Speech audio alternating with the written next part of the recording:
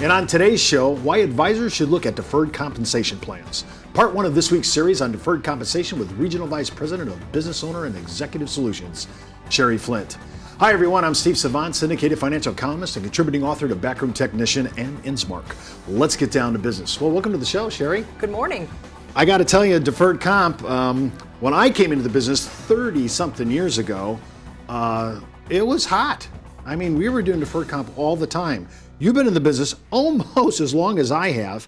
You're a CLU, you've been doing business deferred comp. You're doing all sorts of actually business solutions. You've been in a long time. Why do you think we're looking at this? All of a sudden I'm seeing some kind of a renewed appetite for looking into deferred comp by advisors. Well, I'd say there's two things that are driving this marketplace. One is, more than ever before, it's important to help people save for retirement. And the number one reason we get asked to look at deferred compensation by plan sponsors is to help their key employees save for retirement. The second thing, which we all have experienced over the last 12 months, is the tax rate environment. So participants really don't want to pay taxes. So they're looking for ways to defer money on a pre-tax basis, and deferred comp's your solution. Okay, so let's say I'm a high-paid exec, and I already have my employer has given me a really great 401k. He's matching it. I love all that. But I'm in a high tax bracket, and he wants to do more to keep me. Like it's almost like a retainer, right? So he's going to give me a deferred comp, and I don't want to pay it, as you said right now, Texas. So maybe if I just delay taking my comp, maybe we'll have a new regime in and maybe the taxes will change. So I'm willing to take the bet that, hey, deferring, and of course, if I defer it, it's going to accumulate and all those earnings are going to accumulate tax deferred. Correct. So I like that. Here's another reason, though. I'm going to ask you some of these questions here I have. I also have seen some headhunters recently start to use deferred comp as another carrot to move one person from one corporation to another. He says, well, they do 401k, they have great benefits, they have DI, they have DI for your paycheck, DI for your retirement plan, but now we're going to also add on top of that a deferred comp plan because you're already maxing out and you're qualified. So all of a sudden now it's becoming a recruitment issue, it's a retaining issue for high-end execs. Have you seen the market kind of go down this road where we're just kind of waking people up to deferred comp again? You know, ever since the recession hit, things have been really slow and it's progressively picking up. But I would say employers are using it for all kinds of reasons. You said recruiting, rewarding, retaining, and now helping people retire. So I would say the last 3 years have progressively gotten better in the deferred compensation market. And I would say for most plan sponsors where they have highly compensated folks, they need to be looking at this as a competitive employee benefit and a solution to help their participants overcome the limitations in qualified plans. Now, it's my understanding, and most of that I've read about deferred comp, and when I did it back in the day, really have a lot of options here. There's several plans here. It's not just a single shingle idea here. Give me a little bit of what's out there. Plan designs are very flexible now. What we see in the marketplace is for participants allowing them to defer not only their salary and their bonus and their commissions and incentive compensation, there's oftentimes an employer contribution that can be tied to a vesting schedule.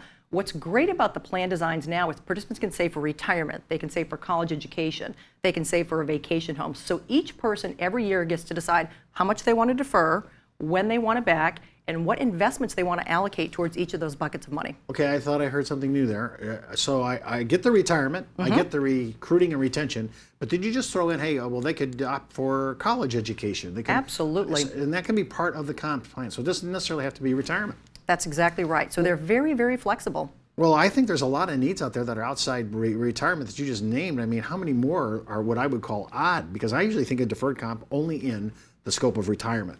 And that's traditionally where we saw most of the deferred compensation plans, but over time they've become to look and feel more like 401k plans, and definitely giving participants flexibility on the timing of how and when they receive their money has become more and more important. Does it matter what kind of companies do this? I mean, does it matter if it's a C Corp, an S Corp, an LLC? Does it really matter? You know, that's a great question. I often get asked, you know, S Corps don't, deferred compensation doesn't work for S corporations. I would say when you're looking at larger companies, and I define that as companies with 100 employees or more, you should be looking at deferred compensation as an option. S corporations do it, LLCs to a certain extent, and C corporations. I would say the key to driving factor is, you know, can the company forego a current deduction? And is that loss of that current deduction more important than the benefits, right? So you kind of weigh the options. You know, do I need a competitive benefit program? And does it make sense for the corporate structure? Back in the day, is this all under the governance? What is it, Section 404 409 Cap A. Cap A. Talk a little bit about what does that actually cover? What's the canopy on that? Well, this came out in, actually went into law in 2009. It was voted in 2005. And essentially what it says is a company has to have a plan document. They have to adhere to certain rules. And it actually started with the whole Enron scandal where high-level executives were accelerating their benefits. And it basically provides us some parameters of what you can do and what you can't do for rules and regulations. You can't accelerate benefits. So you just can't pull your money out whenever you want.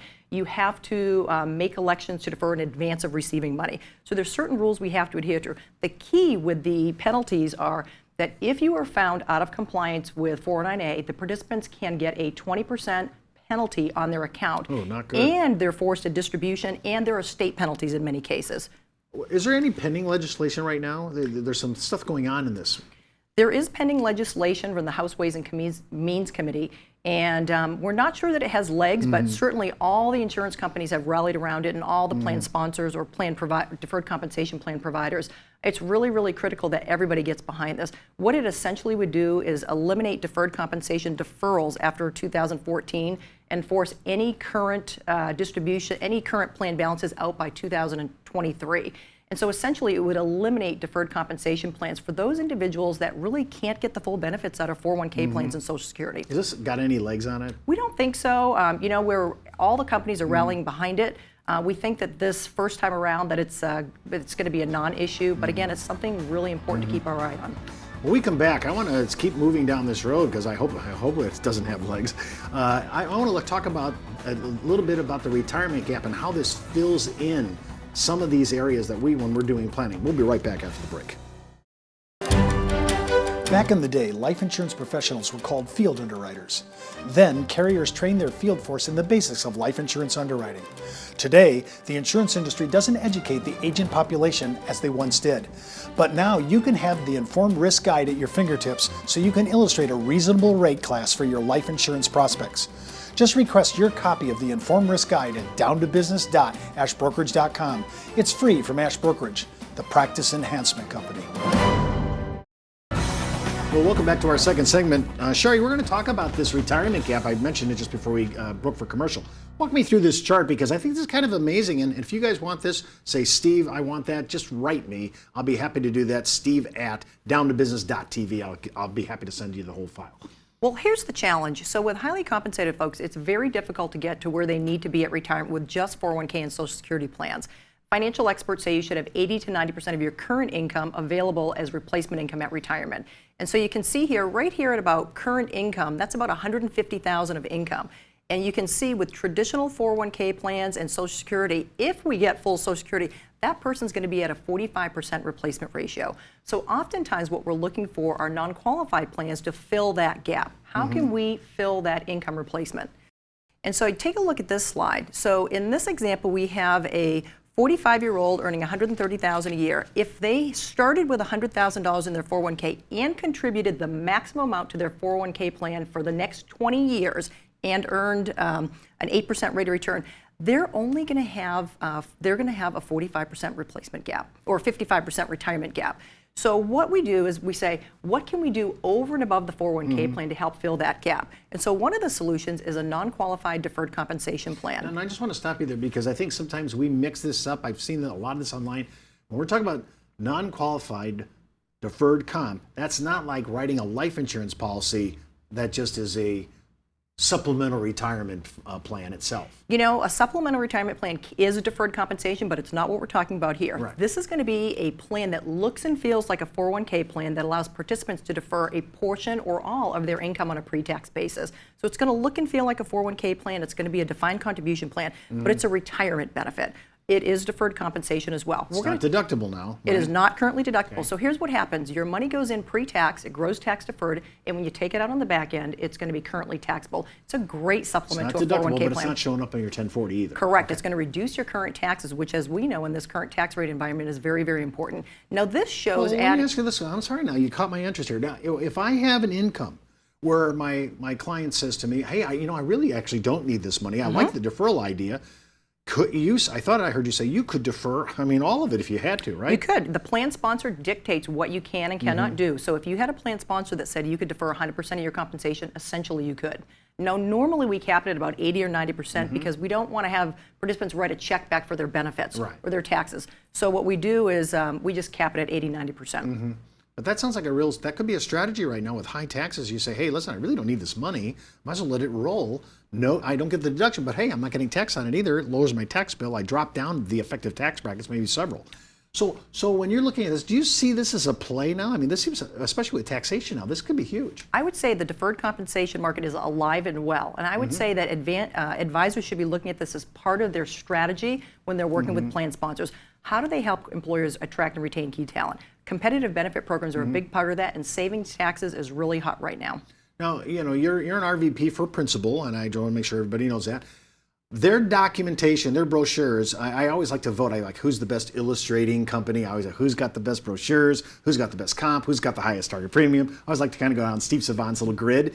But one of the big plays of Principal is they have some of the best brochures I've ever seen. I used their entire brochure system during our DI month in May about a year and a half ago. It was to die for, and advisors picked it up like crazy. So some of the actual PowerPoints, which again will not be showing in the show, if you say, Steve, I want the whole entire thing, we'll send it to you. Again, you just write me at steve@downtobusiness.tv.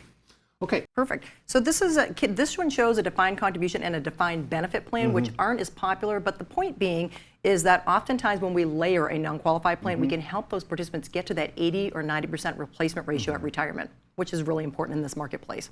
Now, do you get much pushback from the employer because he's not deducting any of this, right?